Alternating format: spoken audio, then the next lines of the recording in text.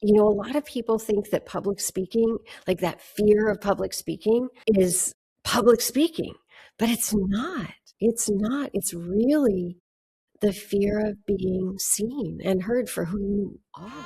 'Cause baby, you're a firework.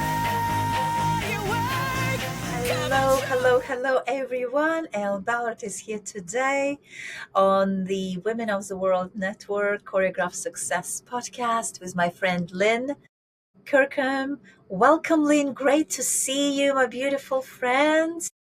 So great to be here, Elle. Thank you. As the founder of Yes, You Can Speak, Lynn Kirkham helps high achievers move from panic to presence. Her method, core repatterning, heals fear at the root. So you stop performing confidence and start embodying it. Welcome again, Lynn. Where did it all start? Public speaking and being in the spotlight was my biggest fear, all-time biggest fear. I grew up really shy. I remember at 4 years old, we would be on the street and my neighbor would come by who I loved, and I would hide behind my mom's leg. And then she would put her hand on my head saying, "She's so shy, she's so shy, she's so shy." And that became my identity, shy. And so I went through life that way. It was difficult to make friends. It was difficult to be in the spotlight. I would never raise my hand in school to answer a question because what if I was wrong? And what if the kids laughed? Through my career, I remember working at Hewlett Packard, and part of my job description was to give a presentation to 100 people a month. And I don't know why I said yes to this position, but I did. And I did it once and it was an epic fail. And after that time, I literally paid my colleagues to speak for me because I just couldn't do it. And in 2007, I actually took a 3-year sabbatical where I went around the world, and I just asked Spirit, who am I supposed to serve? And I would be guided to people or causes or animals that needed help. My dream of dreams was to live in an orphanage and take care of kids. And I got to India, southern India in Kerala, and I knocked on the door of the Assisi Bhavan orphanage, and I was greeted by 36 beautiful girls. And before I knew it, I was ushered in and living there. I lived with those girls for 3 months. I took them to school. I picked them up from school. I helped them with their homework. We just did everything together. I loved them. And it was so interesting because I was bathing out of my bucket one day in my room, and I realized that these girls had no voice.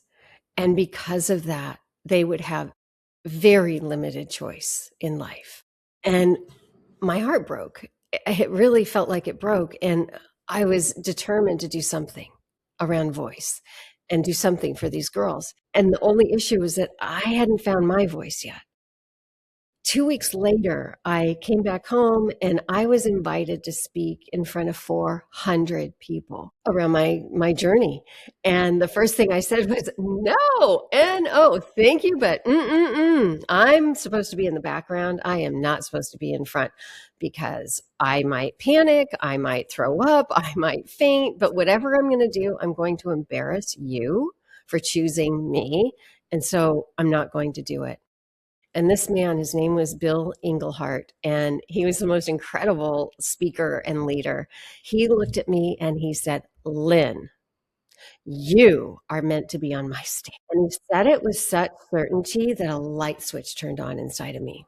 And I thought, if this man can believe in me that much, then maybe I can believe in myself. And what it took to get on the stage was, number one, to let go of a bunch of trauma that I had around being shy and not good enough and not being seen and not being heard growing up.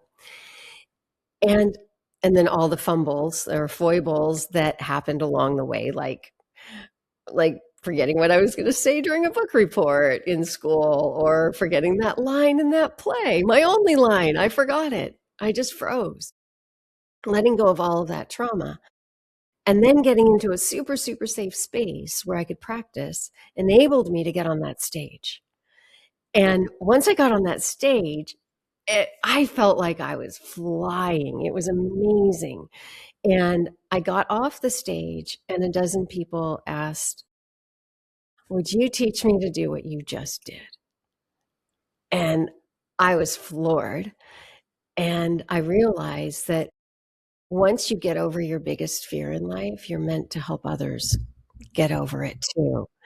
And so that's how Yes, You Can Speak was born. It came out of my desperation to find my own voice. What an amazing story, and so unique and so rich. Thank you for sharing that. I didn't realize you actually left the country and being with those girls.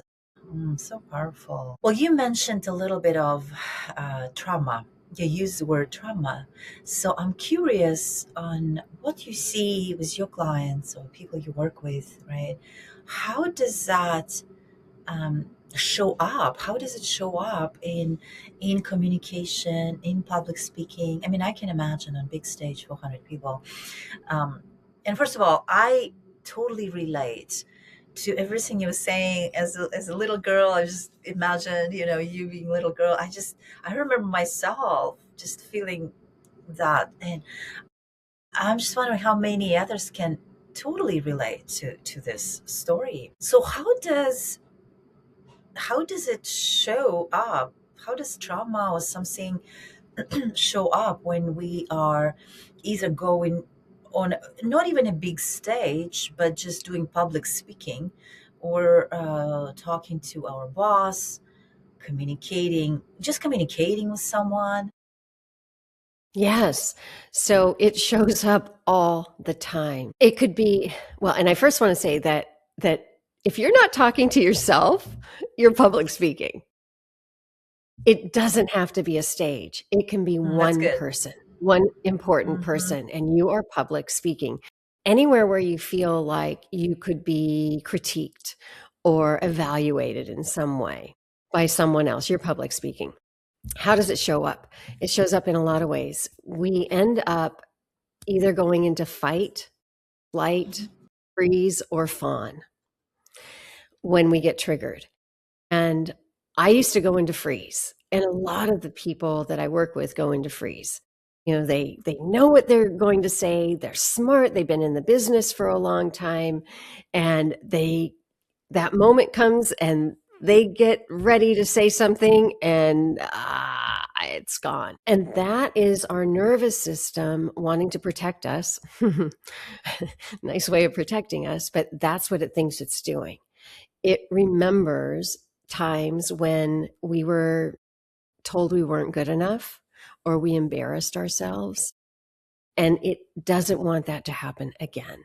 And so it will react instead of respond.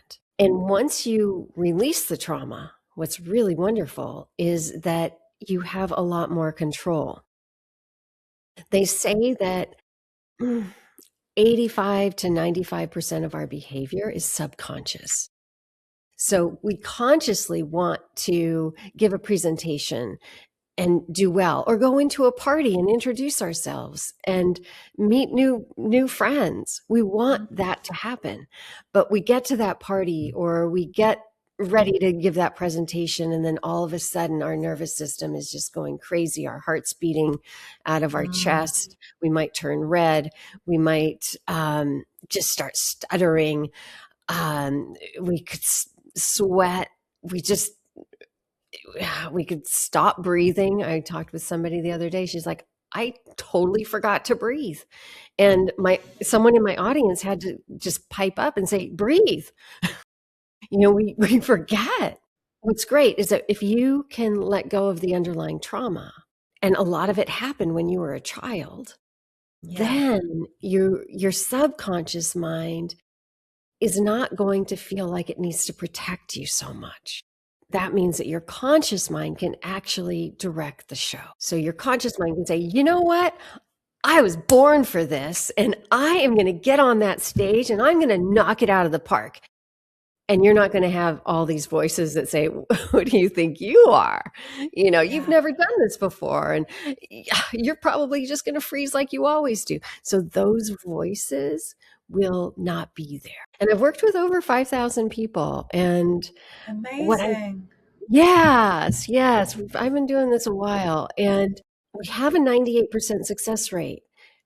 And by 98% success rate, I mean that my students can get up in front of whoever they need to get up in front of and speak well, and trust that the words are going to come through them rather than dread it, or speak super fast, or Yeah. they just want to get it over with. So many of my students are like, "Oh, I just freak out so much that I just want to get it over with."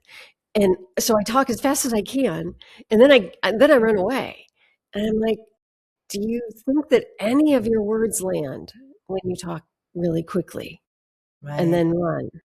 And Yeah. they're like, "No, but it's all I can do." That's how I manage my stress.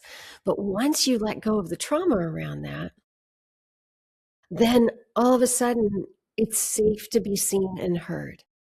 A lot of people think that public speaking, like that fear of public speaking, is public speaking, but it's not.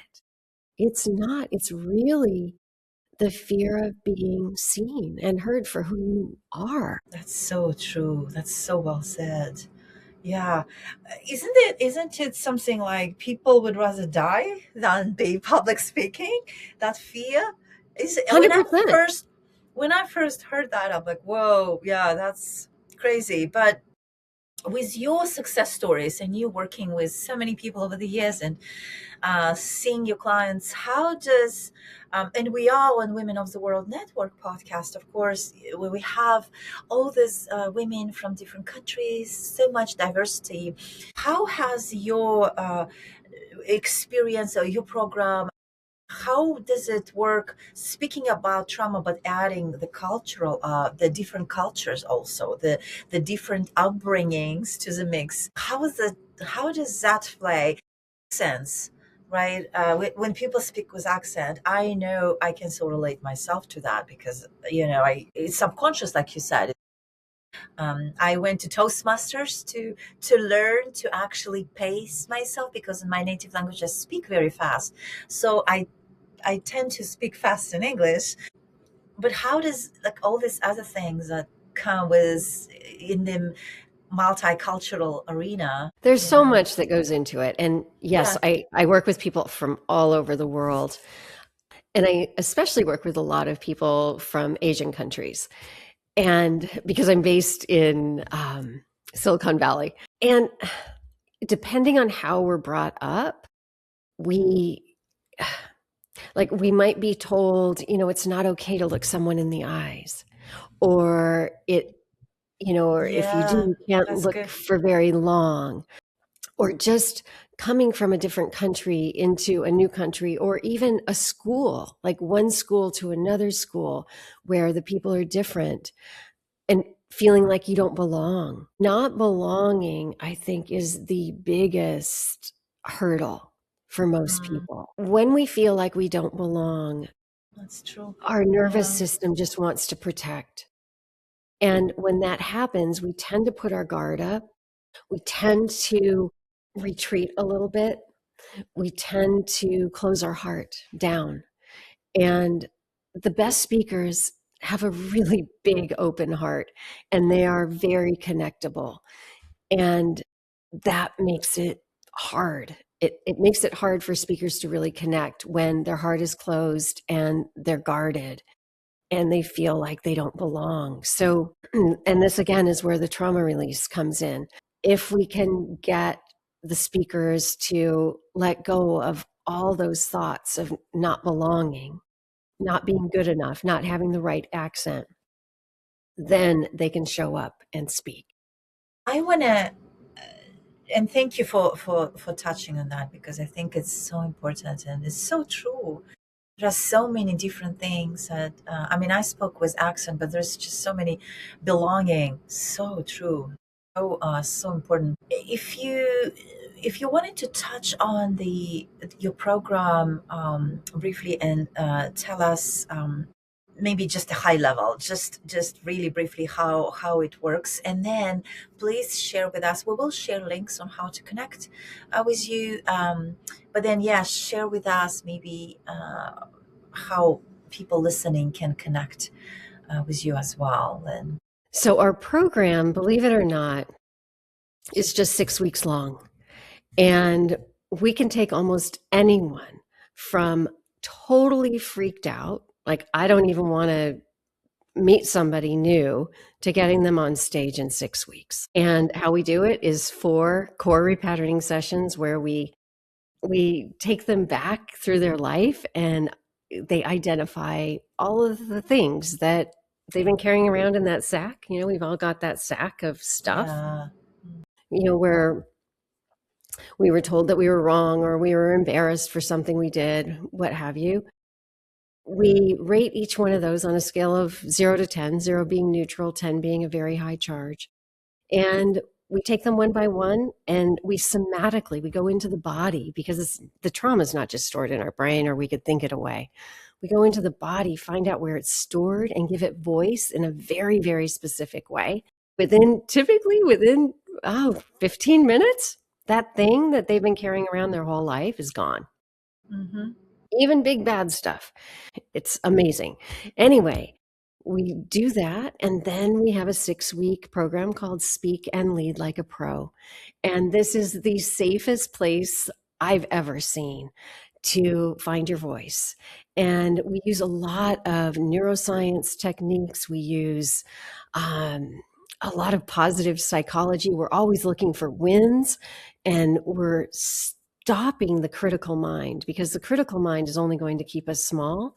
It's the positive part of our brain that's going to move us forward. And so we literally create new neural pathways in our students' brains so that they believe in themselves. And when you believe in yourself, there's nothing you can't do. Your energy is there, your enthusiasm is there, and you're just like, just let me at them. And we take our speakers, it's really cute. I always ask them, okay, are you ready? So let's just say it's Bob's turn to speak. And he'll say, yep, I'm ready. And it's like, I want you to say, I was born ready. And he will say, I was born ready. That's the kind of energy that we have. And it's like a team where everyone rises together. No one is ever, ever, ever left out. And everyone has each other's back. So beautiful. And we have both in-person classes in the Bay Area, in California, and online classes. People have said it's the best place on the internet, which, wow, that's just a huge compliment. Super, super, super high energy, super positive. I don't even own a PowerPoint slide. So everybody's working the entire time. And yeah, within 6 weeks, we can get just about anybody on stage or having that conversation with the CEO or pitching for investors, you name it. We even had someone come to our last program that really wanted to be able to stand up to her husband and have a really important conversation that she had not been able to have for 10 years. And 3 weeks into the program, she had that conversation with him, and it's changed the life of her family. Mm-hmm. So it's really beautiful.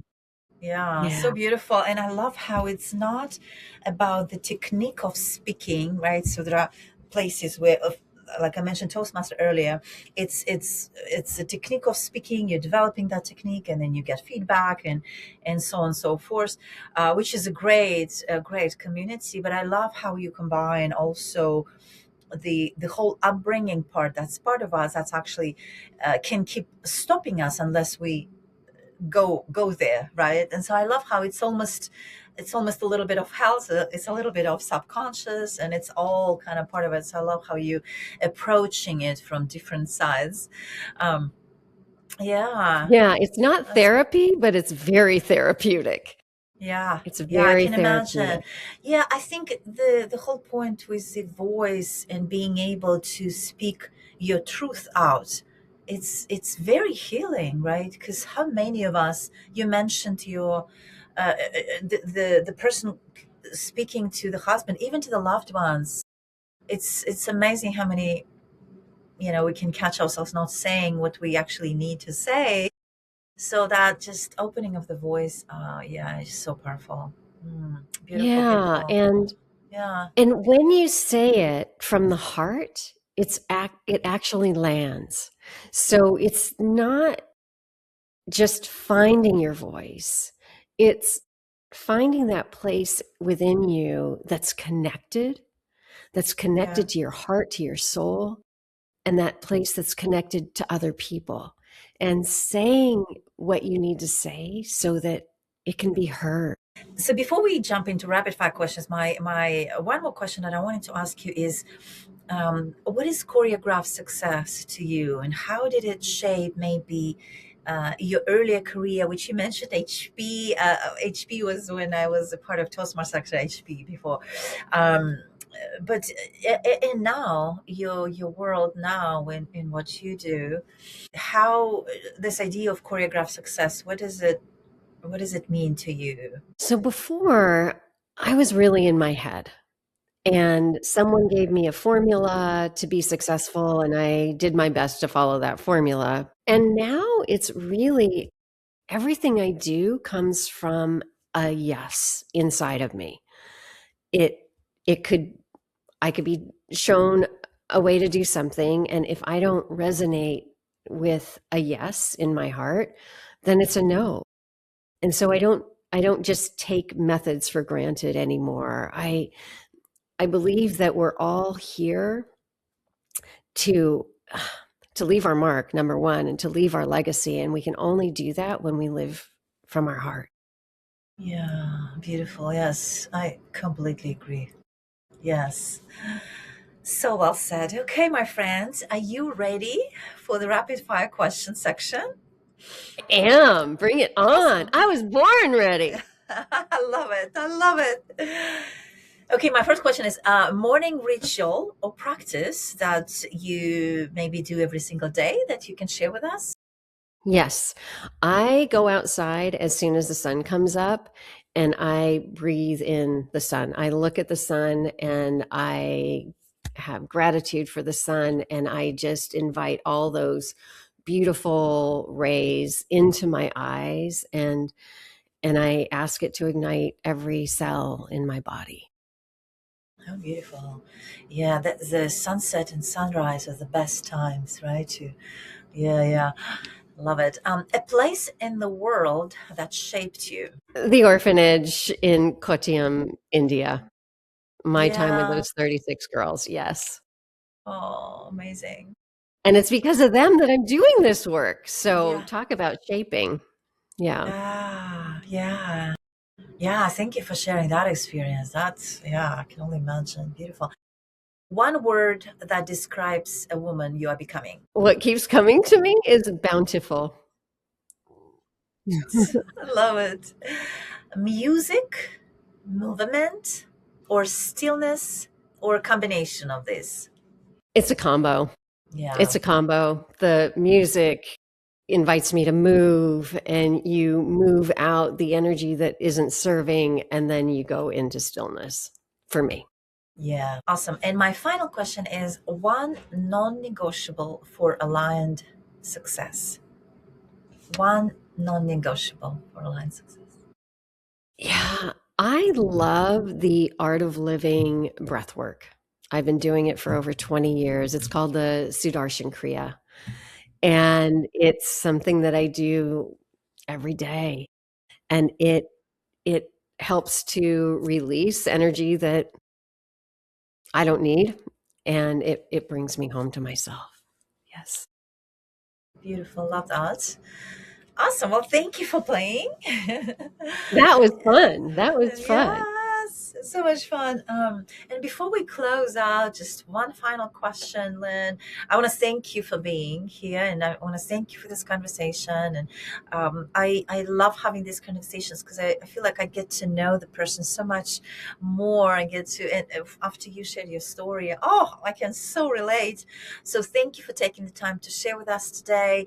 Our listeners, connect with Lynn. Of course, we'll be sharing all the links in the comments here. But anything as we are closing this episode, anything you feel you want to share, a story, anything at all that you want to share?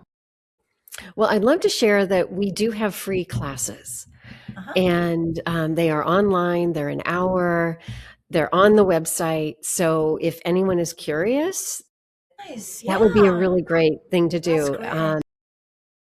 I guarantee you will grow in just an hour. And my website is yesyoucanspeaknow.com. Yesyoucanspeaknow.com. Yeah. Gosh. I guess I just feel like I would love to end with there's a woman, she came from India and she was beautiful and she had 2 degrees from MIT and she had her MBA from Stanford. So very, very well educated. And she was someone who always said, when I get that next degree, then I'll be confident. That next one. I know I got this degree and I thought I'd be confident, but I'm not quite there yet. So I need this next certification or degree. And when she came to me, in front of just 4 people, her cheeks would shake. They would just shake. You could see them visibly shake. And she went through the program and she stopped shaking and she started believing in herself. She decided to quit her job, a job that she didn't like. And she took 6 months off. And then she decided to go for her dream job because she finally believed in herself. And she ended up getting her dream job and making double what she was making before. And she attributes it to finding her voice, finding her authentic power, finding her leadership. And so that's what I want to leave you with. Yeah. Yeah. So for anyone listening, just find your voice, find that internal power that you have, however you find it. There are lots of ways to find it. Go find it, access it, hang on to it, and lead from that place, because that's where your wisdom is. That's where your power is. And that's how you will make your mark in the world. Powerful. I love that. Yes. Yes, it's amazing how often we look for things on the outside, but it's all the inside already, inside of us. Thank you for sharing that beautiful story, Lynn. Thank you for being here.